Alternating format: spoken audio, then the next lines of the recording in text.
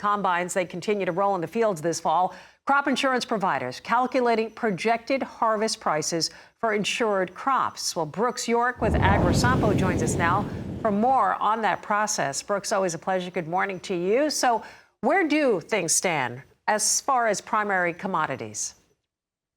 You know, we're obviously lower, Suzanne, and October is an important month for us.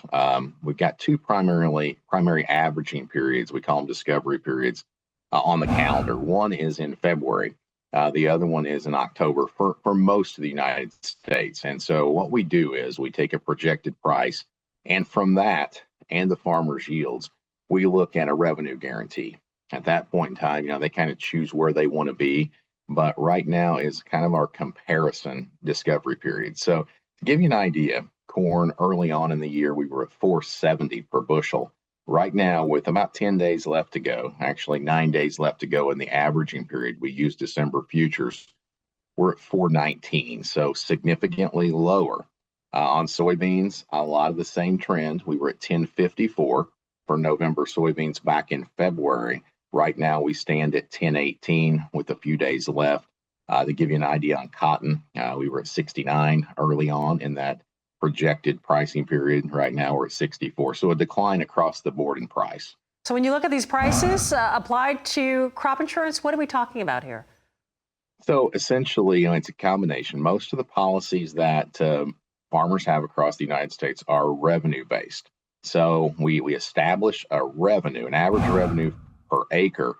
They choose at sales closing date a calculation, a percentage of what they want to cover. So to say that they're made whole or indemnified on the complete acre is not exactly right, but it gives them a safety net of revenue. So we actually take the final yields, we multiply by this final price to see if we're below those thresholds. So with the situation with prices being lower, like we just went through, and maybe a slip in yield, those are going to be more likely for a claim in 2025. I was going to ask you, Brooks, I mean, clearly it depends on the region, right? We see so many things, so many variables. But where you see these lower discovery prices really triggering claims, what are you predicting here? Well, any place that you've got a slippage of yield this year. So an example might be my backyard, where we had a really wet early planting season, a really dry August. Yields are below average. When you take those yields that are below average, you take these lower prices. When they dip down below that guarantee that the farmer has purchased with crop insurance, it triggers a claim. So in my neck of the woods, which is the Ohio River Valley area in southern Illinois, there's going to be a lot of revenue claims when you take the yield decrease and the price decrease together. Any final words for producers watching right now who are looking for some help on this?